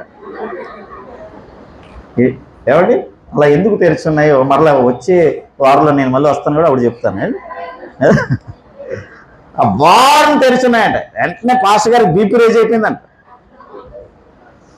ఏమా పాస్టర్ అమ్మా తాళం వేసానని చెప్పు, తాళం వేయలేదా అంటే అప్పుడు ఒప్పుకుందంట ఆవిడ. అదే మరి అంటే కంగారులో అంటున్నారు. గబగబా లోపలికి వెళ్తే ఏమండి విలువైన వస్తువులు ఏది పోలేదట. అసలు ఏది పోలేదండి ఇంట్లో. ఎన్ని రోజులు లేరు? 3 రోజులు లేరు. గబగబా బీరువాలో చూస్తే ముందు పాస్టర్ గారు లోపల చీరలు చూసుకున్నారట. మా చీరలు ఉన్నాయి లేదంటే చీరలు అన్నీ ఉన్నాయి. పాస్టర్ గారు అన్నీ చూసుకుని అన్నీ ఉన్నాయి. ఒక టీవీ పోలేదు. ఇంట్లో వస్తువులన్నీ అలాగే ఉన్నాయి. వారం తెరిచింది, 3 రోజులు తెరిచే ఉందట. అస్సలు పోలేదట, ఏవి పోలేదట. చాలా ఆశ్చర్యం కదా. ఇప్పుడు తాళాలు వేసి ఉన్న ఇల్లులే ఏమని చేస్తున్నారమ్మా? దొంగతనాలు చేస్తున్నారు. అలాంటిది వారం తెరిచిన ఒక్కడు కూడా పోలేదట. కానీ అక్కడ టేబుల్ మీద ఒక 20 జతల బట్టలు ఇస్త్రీ చేసి ఉన్నాయట. కారణం ఏంటంటే వీళ్ళు ఊరు వెళ్ళే ముందు లాండ్రీ వాడికి బట్టలు ఇచ్చి వెళ్ళారు. ఇదేంటి మనం లేకపోయినా ఇంట్లోకి ఇతను ఎలా వచ్చేసాడు? మేము లేం కదా, ఎలా వచ్చి పెట్టాడు? తాళం అసలు ఏంటి? లాండ్రీ వాడిని పిలమన్నారు. లాండ్రీ ఆయన వచ్చాడు. పాస్టర్ గారు అడిగారు, ఏరా మేము లేం కదా, లేనప్పుడు అలా వచ్చి ఇంట్లో పెట్టచ్చా? మేము వచ్చినప్పుడు ఇవ్వచ్చు కదా అంటే, భలేవారే మీరు లేకపోవడం ఏంటి అన్నాడట. ఆశ్చర్యపోతున్నారు వీళ్ళు. నేను నిజంగా ఏమురా ఊరుకొండయ్య గారు మీరు నామే జోకులు వేస్తారు మీరు అంటాడట. ఊరికి కాదు, మేము ఊరెళ్ళి ఇప్పుడే వచ్చావురా, 3 రోజులు లేము అంటే ఆయన చెప్పాడట, అయ్యా మీరు ఏమంటున్నారు నాకు అర్థం కాదు, కానీ బట్టలు పట్టుకొని నేను వచ్చానండి. వస్తే ఎవరో ఒక పెద్ద ఆయన ఆ చైర్లో కూర్చున్నారండి. కూర్చుంటే అయ్యా బట్టలు తెచ్చానంటే అక్కడ పెట్టు అన్నారండి. నేను తీసుకొచ్చి అక్కడ పెట్టానండి, వెళ్ళిపోయానండి. ఇంతకు మించి నాకేమీ తెలియదండి అని ఆడు కంగారు పడిపోయి వెళ్ళిపోయాడు. అప్పుడు భార్య చెప్పిందంట, ఏమండి మనం ఊరు వెళ్ళే ముందు ఏం చేసాం? ప్రార్థన ఏం చేసాం గుర్తు తెచ్చుకోండి అని చెప్పిందంట.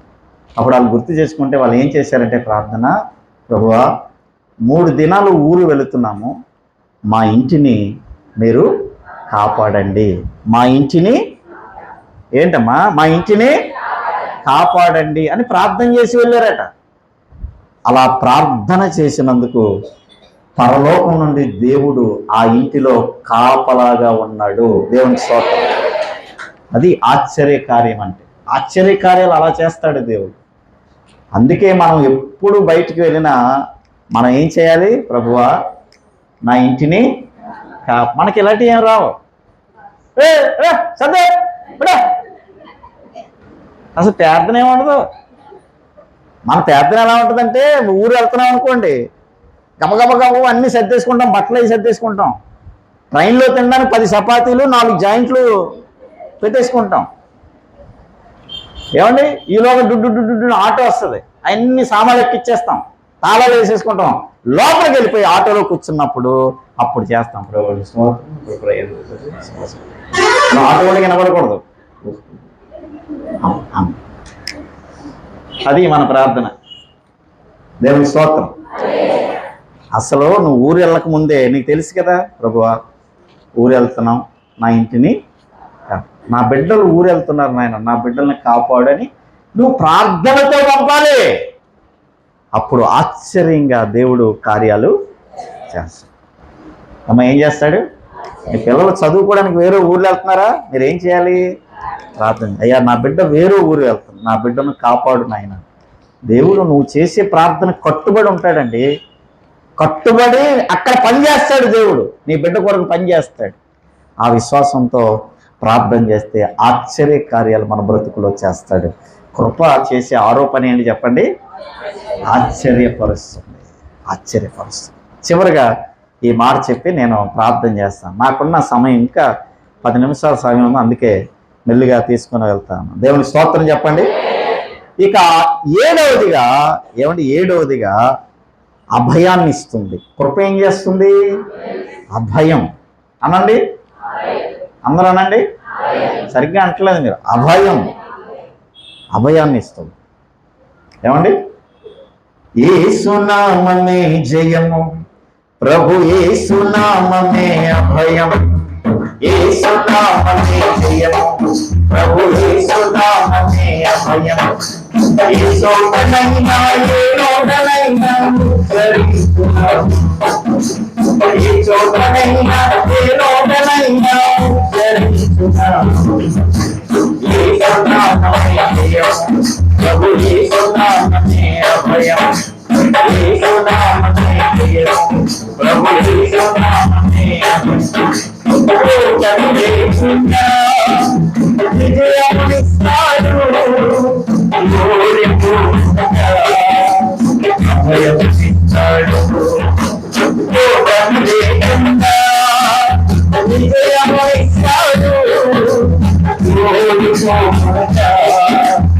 అభయమిస్తాడు. నీడల్లే ఉంటాడు, నీకు తోడై ఉంటాడు. నీడల్లే ఉంటాడు, నీకు తోడై ఉంటాడు. యేసునామమే జయము, ప్రభు యేసునామమే అభయం. యేసునామమే జయము, ప్రభు యేసునామమే అభయం. ఏ చోటనైనా ఏ నోటనైనా ఉద్ధరిస్తున్నాము, ఏ చోటనైనా ఏ నోటనైనా ఉద్ధరిస్తున్నాము. యేసునామమే జయము, ప్రభు యేసునామమే అభయం. యేసునామమే జయము, ప్రభు. హల్లెలూయా. ఈ పాట రాసి 9 ఏళ్ళు అయింది. నేనే రాశాను, చదువులేదు. దేవునికి స్తోత్రం చెప్పండి. కృప చేసే 7వ పని ఏంటంటే అది అభయాన్ని ఇస్తుంది, అంటే ధైర్యపరుస్తుంది. ఏం చేస్తుందమ్మా? కృప ఉంది, భయపడకండి. ఈ రోజున చాలామంది భయపడిపోతూ ఉన్నారు. కుటుంబాల్లో వస్తున్న ఇబ్బందులు బట్టి, వాళ్ళకి ఎదురవుతున్న సమస్యను బట్టి భయపడిపోతారు. నో, భయపడకండి.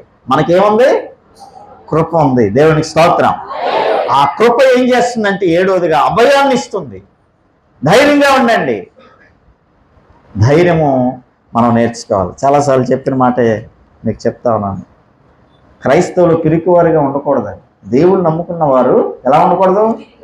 పిరికివారిగా ఉండకూడదు. మనం ధైర్యంగా ఉండాలి, ధైర్యంగా ఎదుర్కోవాలి. సమస్యను చూసి పారిపోకూడదు. మనం ఎలా ఉండాలట? ధైర్యంగా ఉండాలి. దేవునికి స్తోత్రం. ఎందుకంటే దేవుని కృప మనకు అభయాన్ని ఇస్తుంది. ధైర్యంగా ఉండాలి. ఒకసారి మీ గుండెల మీద చేయి వేసుకోండి. ప్రభువా, అందరూ చెప్పాలి. ఎవరు అందరూ చెప్తున్నారా? ప్రభువా, నాలో పిరికితనాన్ని తీసేయండి. నా తెలుగు అర్థమవుతుంది మళ్ళీ అందరూ చెప్పట్లే మరి అందరూ చెప్పేదాకా వదలను నేను అని మీ మేలు కొరకు చెప్తున్నాను. తీసేయండి అన్నప్పుడు ఆయన వచ్చి తీద్దాడు. నువ్వు చెప్పకపోతే ఆయన తీడు. మనం అలా భయంగా బతుకుతాడో అది నీ ఇష్టం. ఓకే, మరలా ప్రభువా నాలో పిరికితనాన్ని తీసేయండి, ధైర్యమును పుట్టించండి, ధైర్యమును పుట్టించండి. చెప్పారమ్మా? చెప్పారు కదా. ఇప్పుడు ఇలా చెప్పిన మీరే తప్పని బల్లి కింద పడింది. మీ పక్కన ఏం పడింది? బల్లి పడింది. అప్పుడు నీ పేదన ఏమైంది? ఏమైంది? ఏమండి? ఒక పాము అలా మీ మధ్యలోకి వచ్చింది, అలా వేసింది మీ పక్కనే. పాస్టర్ గారు వాకింగ్ చెప్తున్నారా? ఈ టైంలో అలా రావచ్చా? నువ్వు ఏదైనా ఉంటే మందిరం అయిపోవురా, వెళ్ళిపో అంటారా మీరు? అలా అంటారమ్మా? అరే పాము కాదండి, చిన్న తాడు ముక్కలా ఉన్న బుర్ర పారిపోతారు మీరు.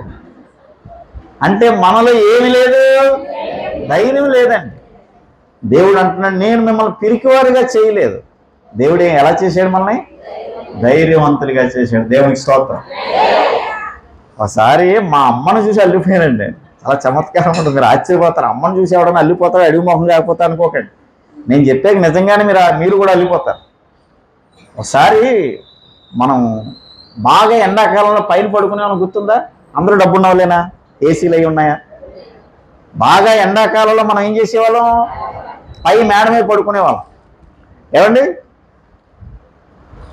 బాగా నిద్రలో ఉన్నప్పుడు చినుకులు పడి, ఏమండి అంటే వీళ్ళకి ఎవరికో అనుభవం లేదు, బాగా డబ్బున్న వాళ్ళు ఉన్నారు.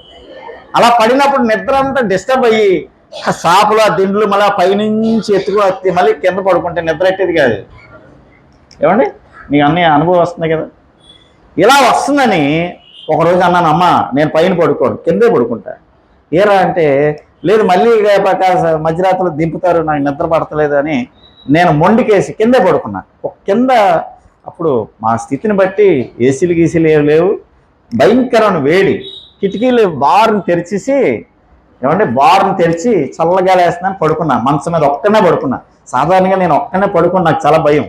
అప్పుడు మరి భయం అయితే ప్రసంగాలు చేసేస్తాను అనుకోకండి, అప్పుడు సంగతి చెప్తున్నాను. ఏమంటే అలా ఒంటరిగా పడుకున్నా.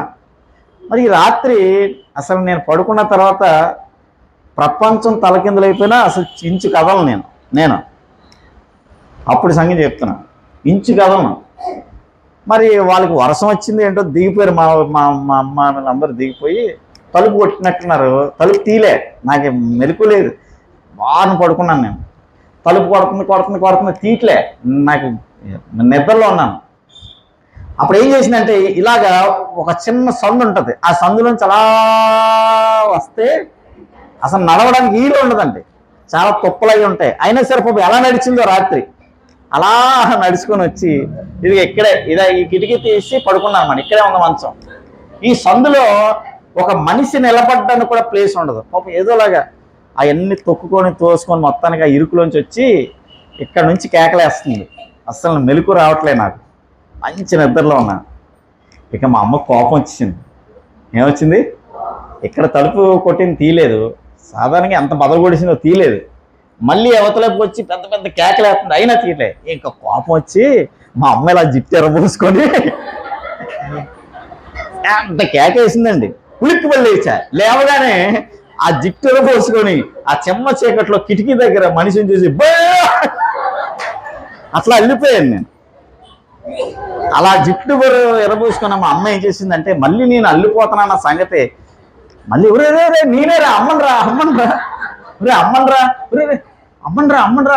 అంటే నేను అడిలిపోయాను నేను.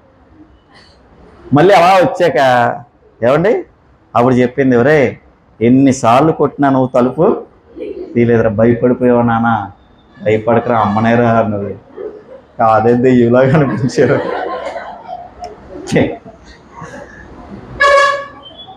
మనకి ధైర్యం ఉండాలి. దేవునికి స్తోత్రం. పిరికితనం ఉండకూడదు. దేవునికి స్తోత్రం చెప్పండి. ఏముండాలి మనకి? ధైర్యం, దేన్నన్నీ ఎదుర్కోవాలి. బొజ్జింగ్ వస్తే వెళ్ళిపోతారు వీళ్ళు. ఆడవాళ్ళండి బొజ్జింగను చూసి వెళ్ళిపోతారు. మరి బొజ్జింక మరి ఏం చేస్తుంది మిమ్మల్ని? ఏం చేస్తుందమ్మా? అమ్మా బొజ్జింగను చూసి వెళ్ళిపోతారు. జోక్ ఏంటి చెప్పనా? బొజ్జింక వెళ్ళిపోతారు, భర్తను గిలగిలగిలగిలగిల ఆడిచ్చేస్తారు. బొజ్జింక ఎంతే ఉంటుంది, దానికి వెళ్ళిపోతే కేకలు వేస్తారు. అంత ఉంటాడు మనిషి, ఆశానుభావుడు, కండలు తిరిగి ఉంటాయి, కానీ కంగారు పడిపోతాడు మమ్మల్ని చూసి. అది బాబోయ్, నేను భార్యల శాస్త్రం రాస్తున్నానండి. భార్యల శాస్త్రం అది చాలా పెద్ద పేజీ. అది మరి భార్యలు ఒప్పుకున్నా ఒప్పుకోకపోయినా దాన్ని తప్పకుండా రిలీజ్ చేద్దాం బ్రదర్. ఏమంటారు మీరు? పురుషుల బాబు ఏమంటారు మీరు? దాన్ని ఎలాగైనా ఓపెన్ చేయాలి మనం, దేవునికి స్తోత్రం. భార్యల శాస్త్రం అటు మనం పిరికి వారిగా ఉండకూడదు. దేవుని యొక్క కృప మనకేమిస్తుందమ్మా? అభయం ఇస్తుంది. ధైర్యంగా ఉండాలి. ఈరోజు కష్టాన్ని చూసి కంగారు పడిపోద్దు, ధైర్యంగా ఉండు. ఈరోజు ఏదో ఇబ్బంది ఇబ్బంది పెట్టచ్చు, కుటుంబంలో చాలా ఇబ్బంది నీ జీవితంలోకి రావచ్చు. ధైర్యంగా ఉండు, ఎందుకంటే దేవుని కృప నీకు అభయాన్ని ఇస్తుంది. ఆయన కృప ఉన్నంత కాలం దేనికి భయపడనవసరం లేదు. ఆయన కృప చాలు. అన్నీ ఆయనే చూస్తాడు, అన్నీ ఆయనే చూస్తాడు, అన్నీ ఆయనే చూస్తాడు. అన్నీ తెలిసిన దేవుడు ఆయన. హల్లెలూయా. అందరూ లేచి నిలబడి, ప్రతి ఒక్కరు లేచిన. బైబిల్ అలా కింద ఉంచండి, ఒకసారి అలా లేచి నిలబడి. అందరూ లేచి నిలబడి బైబిల్ అలాగే కింద ఉంచండి, ఎవరు డిస్టర్బ్ అవ్వద్దు. అందరూ లేచి నిలబడి. కృప చేసే 7 సంగతులు నేను మీకు ఈ రాత్రి బోధించాను. చెప్పండి. అరకాసు ఉంగరం, అరకాసు బంగారం. అరకాసు బంగారం ఇస్తాను, మాట తప్పను. కానీ మరి నా మాట బాగా వినాలి. కరెక్ట్గా చెప్పేస్తే అరకాసు ఉంగరం ఇస్తాను. ఏమండి? కానీ అరకాసు ఉంగరం ఏంటంటే మా భాషలో ఒక్కొక్క ఊర్లో ఒక్కొక్క భాష ఉంటుంది, తెలుసా మీకు? ఒక్కొక్క ఊర్లో మా మందిరంలో నేను ఎప్పుడు అరకాసు ఉంగరం అన్నా, ఏమండి ఆ అరకాసు ఉంగరం ఏంటంటే అర గ్లాస్ వాటర్ ఇస్తానండి. ఇప్పుడు ఎవరు చెప్పరేమో. చెప్పండి. కృప చేసి 7 పనుల్లో మొట్టమొదటి పని అర్హతనిస్తుంది. రెండవది ఆధారపడమంటుంది. మూడవది అక్కరను తీరుస్తుంది. నాలుగవది, ఒకసారి ఫ్రంట్ ఆగి బ్యాక్ చెప్పండి. నాలుగవది ఏంటమ్మా ఉన్నది మన సబ్జెక్ట్లో? ఓకే. ఐదవది ఆశ్చర్య కార్యములు చేస్తుంది. ఆరోది అంతే. నిజ అది చూసా మరి అరకాసు ఉంగరం పోయింది. అరే రే అరకాసు ఉంగరం పోగొట్టుకున్నారు కదా. ఆరోది ఏంటి చెప్పండి? ఆశ్చర్యపరుస్తుంది. ఏడోది అభయాన్ని ఇస్తుంది. కృప ఇన్ని పనులు చేస్తుందండి. దేవునికి స్తోత్రం చెప్పండి. ఇవన్నీ కూడా మనందరికీ చేసి పెడుతుంది. దేవుని కృప మనకు కావాలా వద్దా? అయ్యా నీ కృప నాకు మీద ఉంచి నాయన, నీ కృప నా యుద్ధ నుంచి. దావీదు ప్రార్థన చేస్తాడు, ప్రభువా నీ కృప నా యుద్ధ నుంచి. ఈరోజు నువ్వు చేయాలి ఆ ప్రార్థన. అందరూ తలలోంచి కలుముయండి. అందరూ కలుముయాలి. చిన్నపిల్లలు మొదలుకొని పెద్దవారు, యవనస్తులు, పెద్దవారు కూడా 2 చేతులు జోడించి ఒక మంచి ప్రార్థన మనం చేయాలి. ప్రభువా నీ కృప ఎంతో అమూల్యమైనది. నీ కృప ఆకాశము కంటే ఎత్తైనది. నీ కృప నాకు కావాలి నాయన. ఈ రాత్రి కృప గురించి కొన్ని సంగతులు బోధించావు నాయన. కృప చేసే 7 పనులు చెప్పావు. అవును తండ్రి, కృప మాకు కావాలి. నీ కృప నాకు కావాలి. నీ కృప నాకు కావాలి. నీ కృప లేనిదే నేను బ్రతకలేను ప్రభువా. నీ కృప లేకుండా ఉండలేను తండ్రి. అందరూ అడగండి, ప్రభుని అడగండి. నీ కృప నాకు సాయంగా ఉంచు నాయన. నీ కృప తోడుగా ఉంచు నాయన. నీ కృప నా వెంబడి వచ్చినట్లుగా సహాయం చేయ ప్రభువా. కృప అర్హతనిస్తుంది, ఆధారపడేలా చేస్తుంది, అక్కడ తెలుస్తుంది, అన్నిటినీ తుడిచివేస్తుంది, నీ ఆశలన్నీ తీరుస్తుంది, ఆశ్చర్యపరుస్తుంది, నీకు అభయాన్ని ఇస్తుంది. వద్దా ఈ కృప? అయ్యా ఈ కృప నాకు కావాలి. ఈ కృప లేకుండా నేను బ్రతకలేను. అందరూ ప్రార్థన చేస్తారా? మౌనంగా ఉండొద్దు. దేవుడు నీతో మాట్లాడాడు కాబట్టి ఇప్పుడు నువ్వు కూడా మౌనంగా ఉండి దేవుని కృపను నిరర్ధకము చేయొద్దు. అందరూ ప్రార్థన చేద్దాం.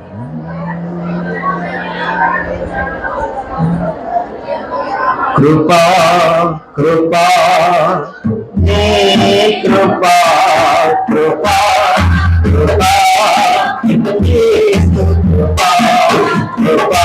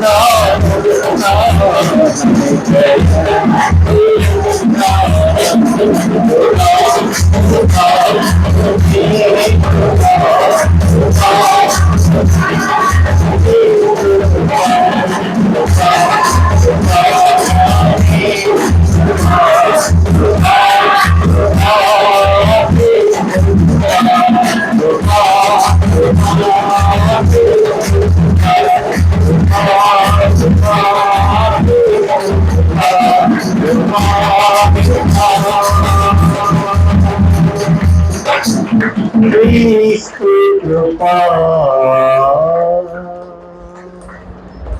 అయ్యా పాస్టర్ గారు, దేవుని కృప ఏంటో నాకు అర్థమైంది. కృప లేకుండా నేను బ్రతకలేనని నాకు అర్థమైంది. కృప చేసే ఇన్ని పనులు ఉంటుండగా కృపనిన్నాడు నిరర్ధకము చేశాను. ఈ కృప నాకు కావాలి. ఈ కృపను నేను ప్రతిరోజు అనుభవించాలి. అయ్యా, నా కొరకు ప్రార్థన చేయండి అన్నవారు నీ కుడి హస్తాన్ని ప్రభువుకు చూపించండి. మీ అందరి కొరకు ప్రార్థన చేస్తాను. నీ కుడి హస్తాన్ని ప్రభువుకి చూపించండి. ప్రభు కృప కొరకు ప్రార్థన చేస్తాను. ప్రార్థన. మహాపరిశుద్ధుడమైన మంచి తండ్రి, నీకు స్తోత్రం. చేతులు ఎత్తిన బిడ్డను జ్ఞాపకం చేసుకో. నీ కృప లేకుండా మేము ఎవరూ బ్రతకలేము. ఈ రాత్రి నీ కృప ఎంత అమూల్యమైనదో మీరు మాకు బోధించినందుకు నీకు స్తోత్రం. అయ్యా, నీ కృపతో మా బిడ్డలను నింపండి. నీ కృపతో మా బిడ్డల్ని పంపండి ఇక్కడ నుంచి. అయ్యా, అర్హతనిచ్చారు నాయన, నీకు స్తోత్రం. నీ సన్నిధిలో నిలబడి అర్హతనిచ్చారు తండ్రి, నీకు స్తోత్రం. ప్రత్యేకమైన నీ కృపతో మా బిడ్డలను నింపండి. వారి అవసరాలు చూడండి, వారి అక్కరలను చూడండి, వారి వ్యాధి బాధలను చూడండి నాయన, వారి కుటుంబంలో సమస్యలు చూడండి. ఇవన్నీ కూడా నీ కృపలో కొట్టివేయండి ప్రభువా. నీ కృపతో మా బిడ్డలందరినీ పంపించి మహిమ ఘనత ప్రభావాలు మీరే పొందుతున్నారు. నీకే వందనాలు చెల్లిస్తాం. యేసు పేరటి మనవులు అడుగుచున్నాము తండ్రి, ఆమేన్. యేసు రక్తమే జై, యేసు రక్తమే జై.